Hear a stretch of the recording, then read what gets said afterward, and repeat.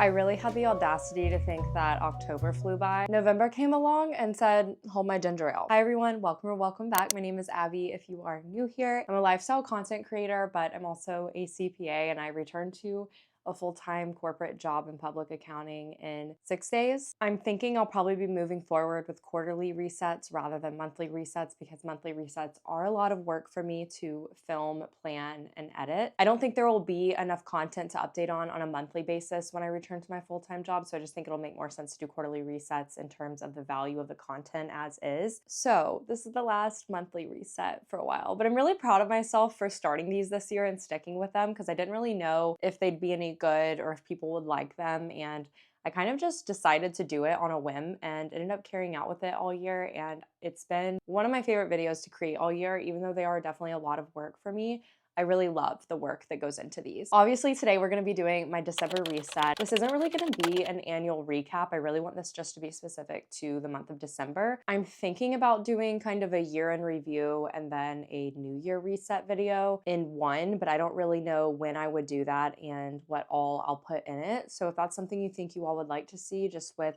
maybe my goals for next year, resetting for the new year, and then going over my goals that I have for 2023, let me know, and I can definitely do that. But in today's video, we're going to be going over my November goals, the goals I set for December, a reading recap from November, and a TBR for December. We're gonna go over the last month of my Amanda Rach Lee doodle journal setup. I'm also really proud of myself for keeping up with this for the whole year. And then lastly, I'm going to be sharing some favorites with y'all just because I have a lot of things that I've really been loving lately. I feel like I go through phases with favorites. Sometimes I'm just like really loving a ton of things, and then other times I'm just really loving the same old, you know what I mean? And I'm not gonna do a spending recap just because I simply don't have time to go through our budget before filming this video, and I have to film this video today if I wanna get it up in time. So I'm doing the favorites instead, but I think it works out because my favorites this month are so good. If you're new here, be sure to subscribe so you can stick around and see all of the new videos to come in the new year, and also just with this big life change and going back to a corporate job, and turn on post notifications so you don't miss an upload, and follow me on social media so you can keep up in real time. Let me just say, I wanted to be drinking a cream soda Olipop right now, but I picked the ginger ale solely for the vibes of this video, so you're welcome. Going over my November goals, I really didn't set a ton just because it's the holiday season, as y'all know. I really wanted to be present this month and just slow down and prioritize rest, and this was the fastest month of the year by far for me, and I think that's just because we had a lot going on the weekend socially, and then I went on a cruise with my family, so the month just flew by. I do think I did a good job of prioritizing rest though, and really just listening to my body. I was pretty sick at the beginning of the month for a while, and that kind of forced me to slow down and prioritize rest. So we definitely did that. I wanted to journal more, and I actually did do this. I've journaled probably 4 or 5 times this month, which is way more than I typically even do in a year, honestly. Anytime I've just felt like my thoughts have been really loud and consuming, I have just made it a point to take 5 to 10 minutes before bed and just put how I'm feeling on paper, and even just talk about my day on paper before I go to bed. And it's been really helpful to just clear my mind and not ruminate on things so much. So I'm proud of myself for that one. I wanted to prioritize my overall health and my mental health, and this one's more so of a kind of did. I am going to check it off because I think I did good in the mental health portion. Maybe not as much in the overall health, just because I wasn't really able to work out much when I was sick. Haven't been eating as balanced just because it's been getting closer to the holidays and because of going on my cruise, which is okay. It's all about balance. I wanted to hit 100,000 subscribers on YouTube, which we did do. So that was super exciting. And I'm very thankful for that. And I will have a 100,000 subscriber giveaway coming soon. I didn't check this one off because it's technically not here yet, but I wanted to be very intentional with my spending when it came to Black Friday and really follow like a 2-week rule when it came to purchases for myself. Basically just meaning I wanted to plan out what I was going to be getting on Black Friday ahead of time. And if it's something that I haven't been thinking about for more than 2 weeks, then I'm not letting myself get it. I do most of my Christmas gift shopping around Black Friday and Cyber Monday just to get the best deals possible. So I wanted to refresh my work wardrobe, which I've definitely done. I shared an Old Navy affordable business haul in a vlog a little bit ago, and an affordable workwear shoe haul recently. I also got some great pieces from Banana Republic Factory on like mega sale. Feeling good about my work wardrobe now, but obviously I think I'll have a better idea of if I need anything else or not once I'm actually getting dressed and going to work every day or 3 days a week. I wanted to read 2 books, and I had initially said to finish the tandem read, but I really just wanted to start the tandem read, which I plan on starting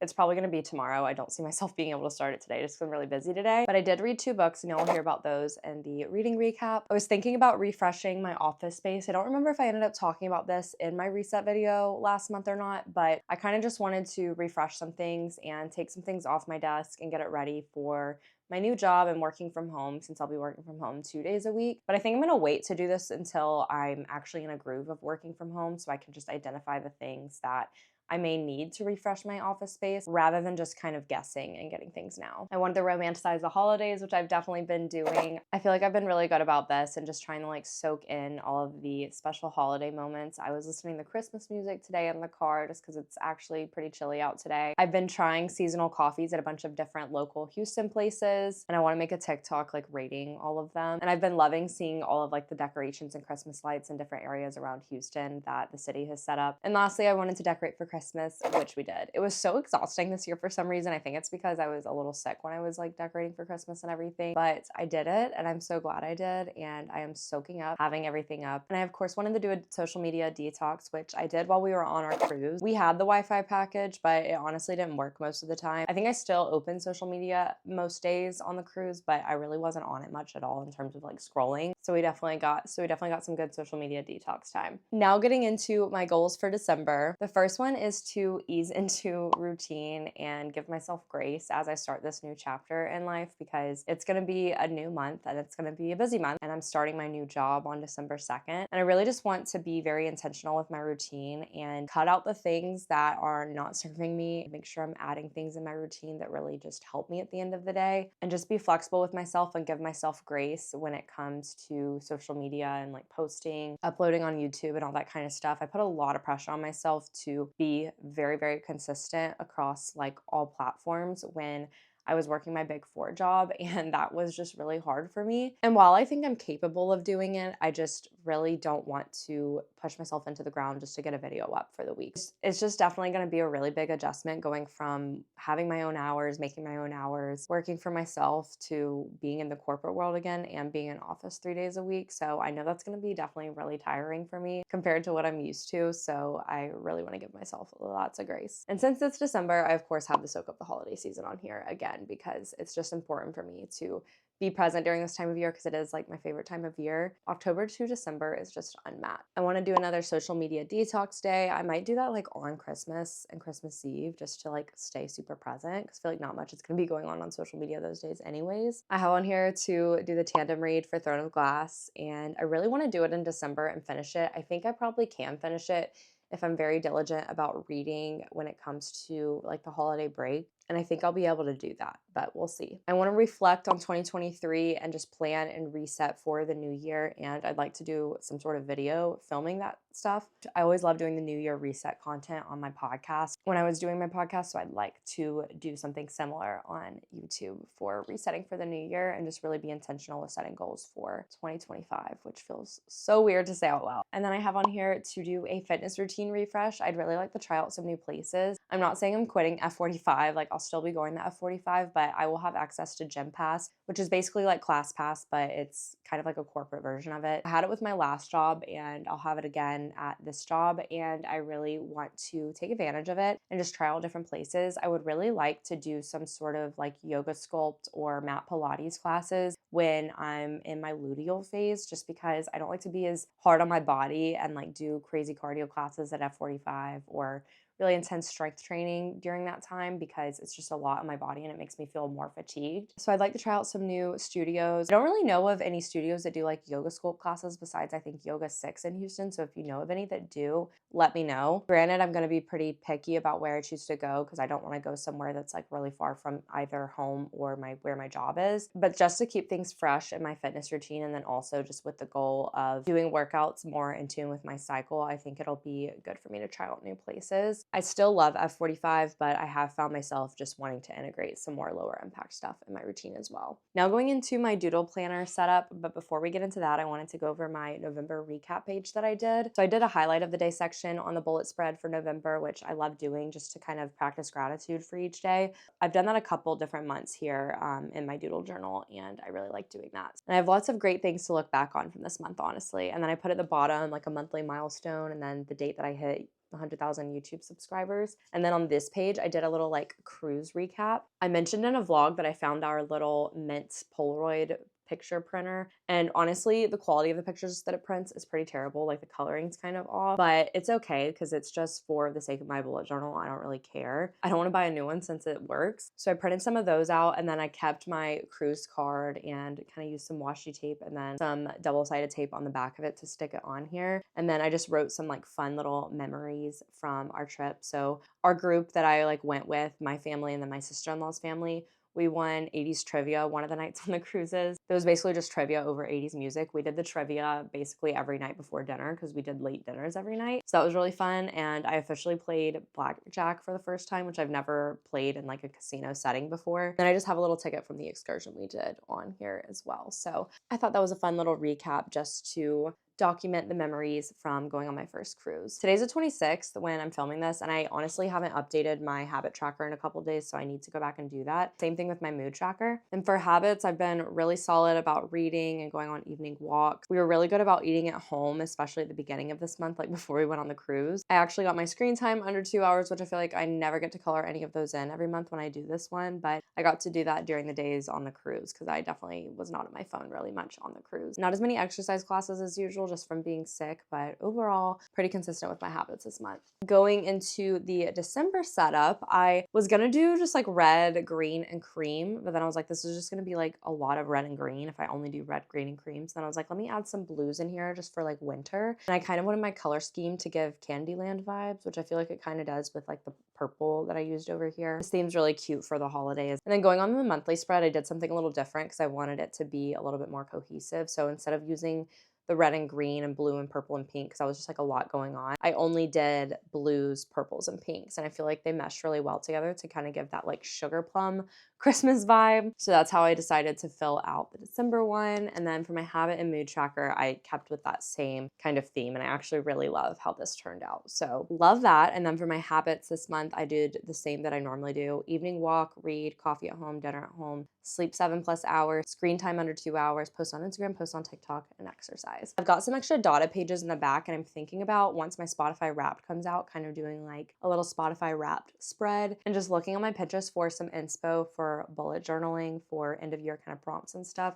So I might fill the end of the journal with that kind of stuff. But that's how I set up my Amanda Reach Lee doodle journal for the month of December. And I can't believe we're on the last month of the journal, but I'm really excited to crack open the new one. Now we can get into the reading recap for November. I finished 4 books in the month of November, which is really good for me. I was not thinking I was going to finish 4, and I only put 2 as my goal for November because I was thinking I was going to be reading the tandem read for the whole month. I ended up having this whole crisis with whether or not I wanted to do the tandem read from Throne of Glass. If you watch my vlogs, then you know. But basically for 2 weeks, I went back and forth about whether or not I wanted to do the tandem read because I was starting to have second thought. I've ultimately decided I do want to do it, and I am gonna do it, but I think I just kind of got cold feet and got really intimidated to start it. And then I was like, wait, should I even do this? But we're gonna do it. But I'm glad I was able to knock some other books off my TBR this month anyways. First book I finished was The 7-Year Slip by Ashley Poston. This was a 5-star read for me. I've heard so many people say wonderful things about this book, and it's a very unique plot. It's enchanting. The characters are super memorable. It's a really good, feel-good, magical realism romance. It's about this girl who lives in New York City who moves into her aunt's apartment. Her aunt has always said that her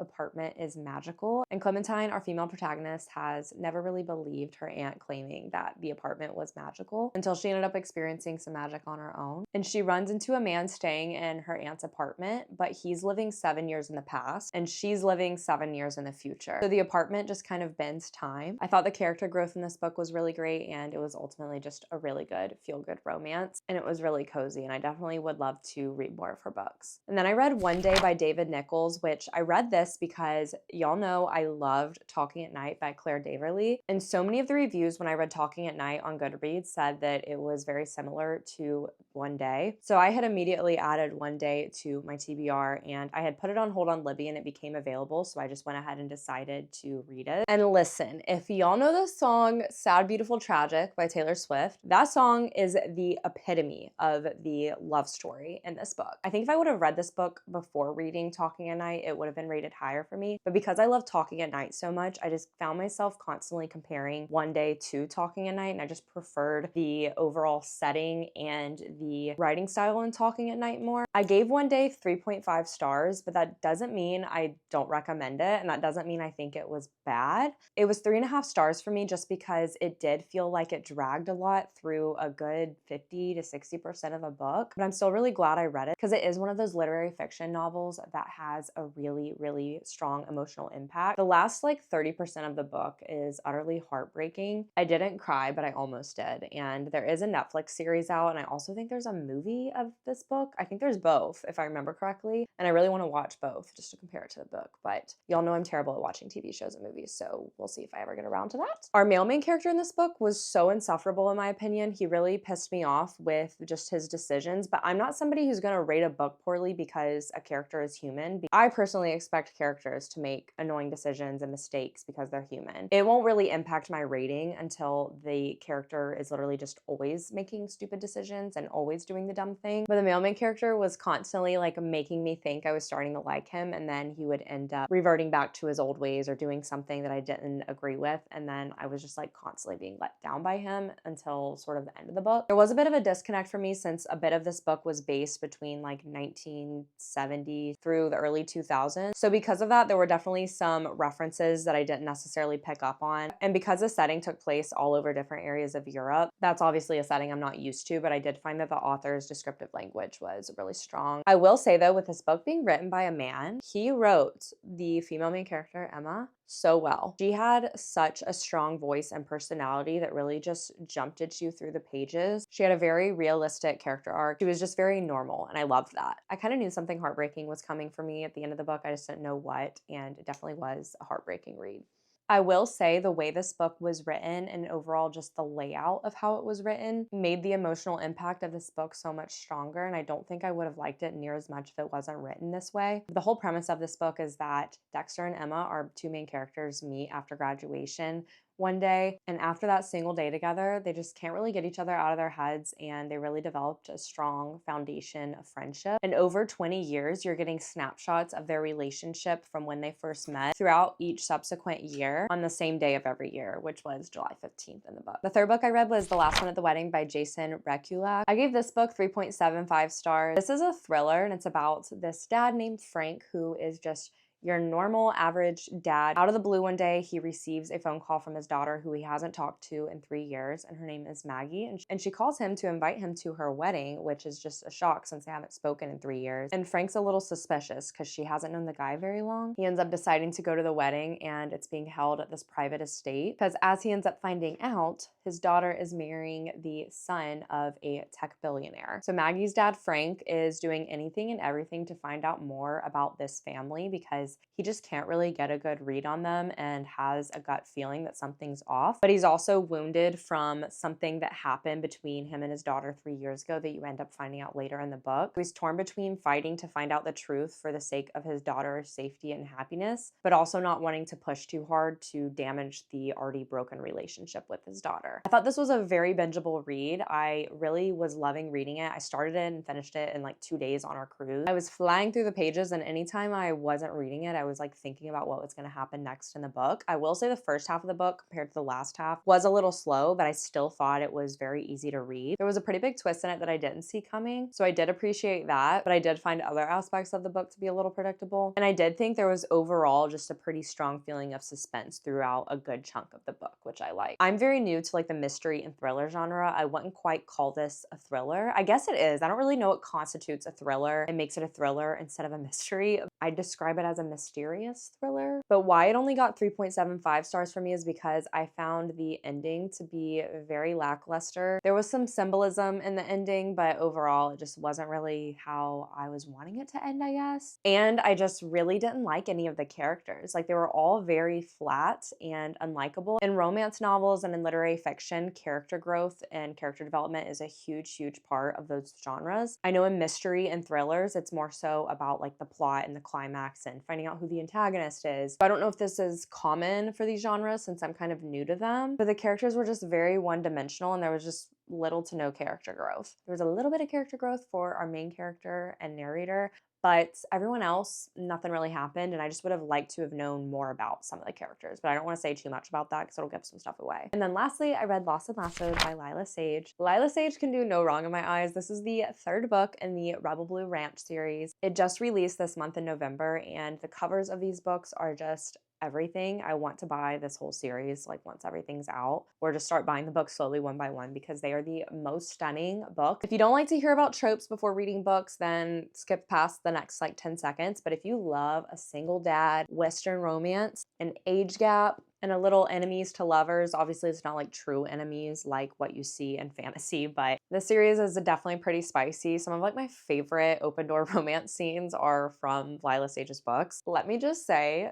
Gus, the pet name he has for his girlfriend in this book, I can't. It was my favorite. If you've read the series, each of the guys have like a pet name for their girlfriend in the books, and this one was definitely my favorite. But in this book, we're finally getting the dual POV of Teddy, which is Emmy's best friend, and Emmy was our female protagonist in the first book. We've already gotten to know Teddy, and she's a very go with the flow kind of gal, but with her best friend Emmy settling down and everyone around her in life seeming to have a plan laid out for themselves and settling down, she's feeling like everyone's just moving on without her. And then we also have the perspective of Gus. He's a single dad to a 6-year-old daughter, and he's running Rebel Blue Ranch and also taking care of all of his siblings. But he's overwhelmed with all he has on his plate. And with his baby mama gone to law school for the summer, he needs some help taking care of his daughter. Teddy and Gus have never gotten along, and we don't really know why until later in the book. And I really like that we didn't know why until later because it kind of just kept us guessing what happened 7 years ago. So there's a lot of tension between the two of them, and Teddy ends up being who has to take care of his daughter. So we get to see them sort out their problems and spend the summer together and try not to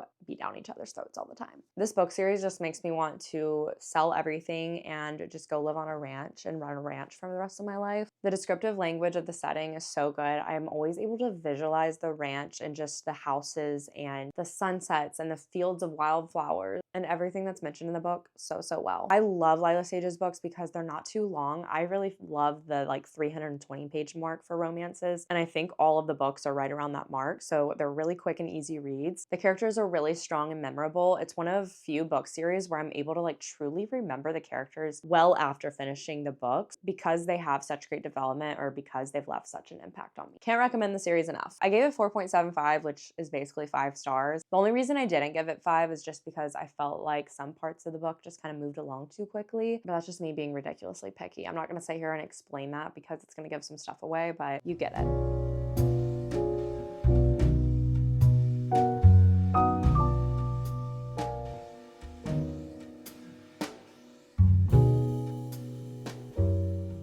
Now getting into my favorites, I'm so excited to share these things with y'all because I've truly been loving them. Let me just say, I'm a fragrance girly. I love being told I smell good. I love fragrance in general. I got this Merit perfume in PR. This is their new Retrospect perfume, and it smells delicious. It's one of those perfumes that I think smells good on everyone, and it is so unique in its design with the design of the bottle. I love that there's like a little imprint for where your thumb is, but it's super chic. It's nearly 30% fragrance oil, which makes it super long lasting, and I do truly find that it's very long lasting. Like if I spray it on a sweater or a jacket and then I throw that jacket in our clean laundry basket and then I pick it up to wear it a couple days later, I can still smell it on that jacket. The top notes are bergamot, pear, ambrette, and aldehyde. The heart of the fragrance is jasmine, rose, rosemary, violet, and orris, and then the bottom notes are vanilla, musk, and moss. They describe it as a rich and nuanced scent that evolves throughout the day, and that is so true because when you first spray it, it's gonna smell different than how it really layers on you throughout the day and wears on you, which is just so cool to me. It reminds me a lot of Glossier You and how that scent kind of evolves throughout the day, but it's a very unique scent, and I haven't smelled anything like it before, and I've really been loving it. Another scent, this is the Frenchie Unwind and Rest Lavender Cloud Hair, Body, and Linen Mist. I also got this in PR. This smells so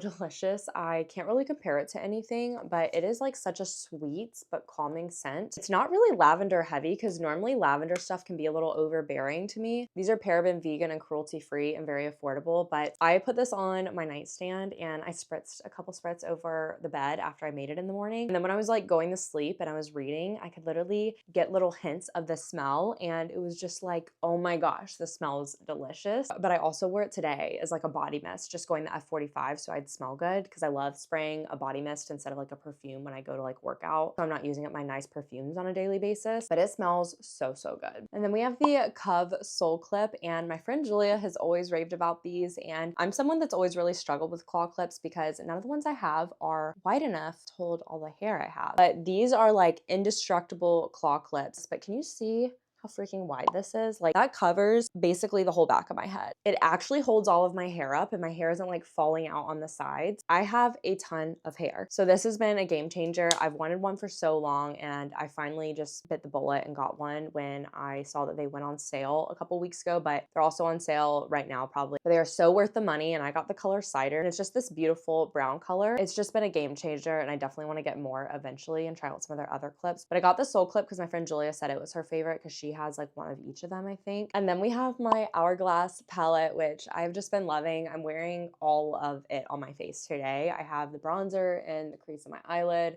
I'm wearing the bronzer, blush, and highlight. I actually have the medium shade range, even though this is the light shade range packaging. This is what the medium shade range looks like. I had initially bought the light shade, which if you watch my vlogs, you know this. So the shades that are lighter than these, but I ended up returning it because I was within my 30-day window, because I just felt like the bronzer and blushes weren't very pigmented on me. I just felt like my complexion was a little bit too dark for the light shade of the palette. By the time I had returned it at Ulta, it was like fully out of stock on Ulta and on Sephora, but Hourglass still had all of them in stock on their website. And a little life hack, if you order them from Hourglass, you get to pick the packaging your palette goes in. So I really loved the dragon that they had on the light palette. This medium shade set normally comes with the Evil Eye packaging, but since I ordered it on Hourglass's website, I was able to customize it and get the medium shade range with the dragon palette. So I love that. It's got a nice large mirror. I took this on our cruise and I didn't have to bring my finishing powder that I usually use, any bronzer, any powder bronzer, any powder blush, or any powder highlight, which definitely saved a ton of space since I had all 6 of those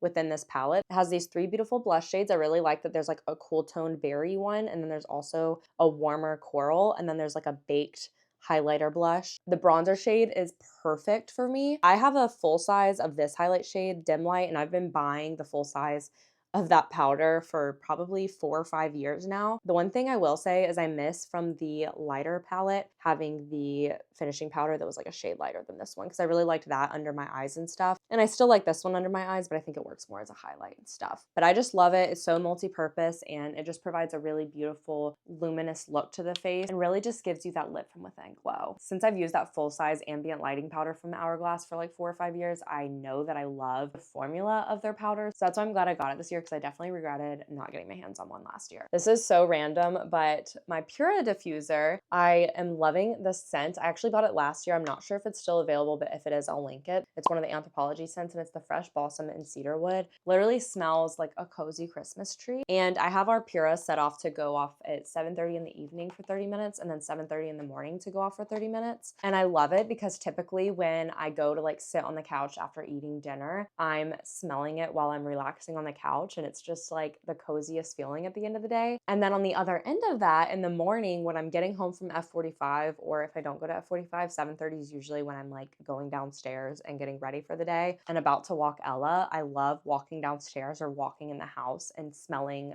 a Christmas tree. It's just really helping me romanticize the holiday season, and I'm just loving the smell of it. Our Puro was out for a few months, and I completely forgot that I had bought this last year. I was out of scents for a few months, so I wasn't used to smelling anything, so it's just been really nice to have a scent in here again. I have 2 food items to share with you all. The first is the Honey Mama's chocolate truffle bars, and this is the red raspberry flavor. This is limited edition, I think. I am crossing my fingers that they keep this all the time, because I love a dark chocolate raspberry, dark chocolate strawberry situation, and I have for my whole life. Honey Mama's chocolate is like a really rich, decadent truffle kind of chocolate, so it's very dense and melts in your mouth, but it's so delicious because it has the tartness from the raspberry and then the richness from the dark chocolate. And Honey Mama's is made with only 7 ingredients, and I love that because, you know, you're getting your chocolate without all the BS. You can find them at Whole Foods, and I also think Sprouts sells them, but I normally will just take like the top third of a square. So basically I'll eat like a ninth of it as a little sweet treat, and it just totally takes care of my sweet tooth because it's so rich and so decadent, but they are delicious. And another sweet treat that I've been loving is the Drizzleicious s'mores bite. They're these little mini puffy rice cakes, but then they have like this drizzle on them, and it's just like a chocolatey drizzle. They're so good. They're like a better for you kind of snack, but they are so good. I saw a lot of people talking about the holiday ones that are at Sprout, and I had never really heard of this brand before that. I never found the holiday ones at my Sprouts, but I did find these at my HEB, and they have like a birthday cake, a cookies and cream flavor. I haven't tried those yet, but we love the s'mores one. They're so good. This is super random, but I've been loving my beach wafer curling wand. Once you learn how to use these, they're so easy to use. I curled my hair recently this weekend when we went to a Texans game and then for our Friendsgiving, and I posted a selfie of my husband and I on my story, and I had so many people respond to me saying that my hair looked amazing. So thank you for that if you gassed me up. I had curled my hair after it had been straightened with this beach waver wand, and I got this in PR last year, and it's just so easy to use for curling your hair. And I do know how to use a regular curling iron, and if you know how to use a regular one, it does help you, but if you just can't use a regular curling iron, you will probably be able to use one of these more easily. It has a rotating barrel, so when you push the arrow, it'll just rotate in that direction. And the way I use it is I always have the clamp facing away from me. So I would like go on the piece like this, about halfway down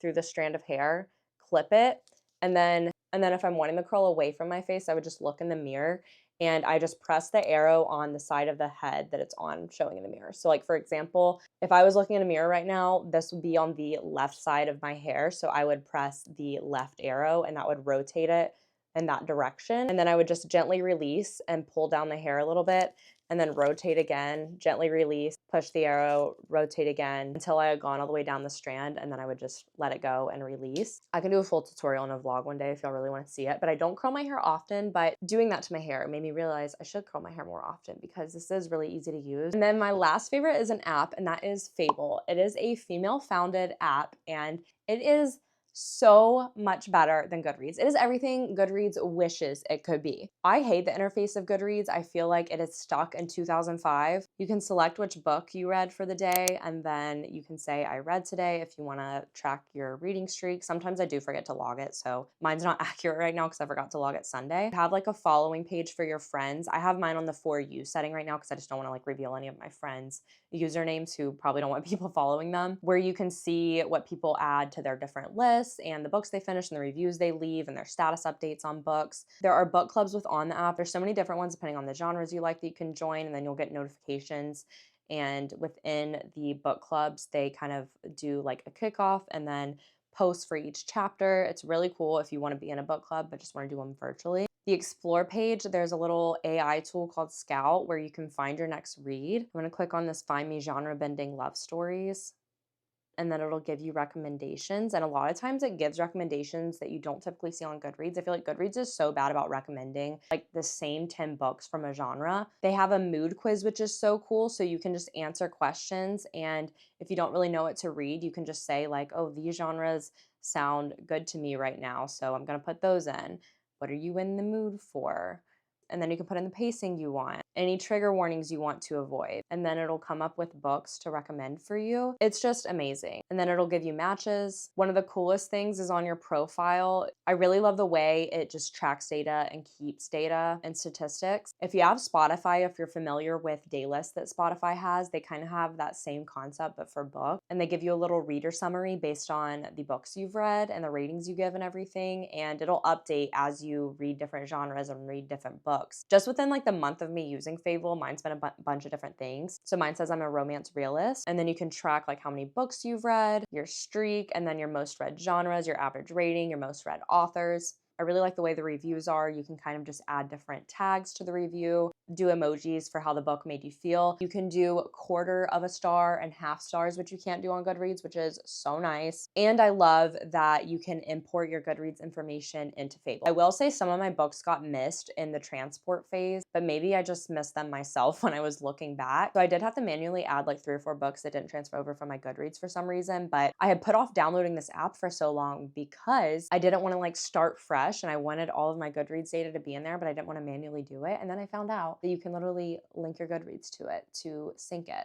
And it's really cool because if you're a TV show person, this app also has a whole section that has like all the same kind of stuff, but for TV shows. And then my last favorite I wanted to mention is lightly junk journaling. I say lightly because I'm not like actually fully engaged in it. But if you couldn't tell from like October when I did my little Eras tour recap in my doodle planner, and then this month how I did my little cruise recap with the photos and the little memorabilia things from our cruise in the doodle planner, I'm kind of in the junk journaling right now and I want to get into it, but I just need to be better about remembering to like keep receipts from when I go to get like coffee and doing things like that so I can junk journal. But I don't really think I'm going to be a junk journaler on like a day-to-day basis and just junk journaling about like typical days. I really just kind of want to do it within my doodle planner once a month and just kind of collect things throughout the month from specific events or certain things I do. I just think it's really fun and a great way to commemorate the things you do and just to keep those memories alive from the things you have from those events and those things you do in your life. So it's been a little hobby that I've been dabbling in a little, and I definitely want to keep dabbling in as we go into 2025. And that concludes my favorites. I hope you all enjoyed this video. Be sure to subscribe if you aren't already, and I hope you all have a wonderful December and a very happy holiday. Be sure to subscribe and turn on post notifications so you don't miss an upload, and if you made it to the end of the video, comment a Santa emoji since it's December. I will see you all in my next video.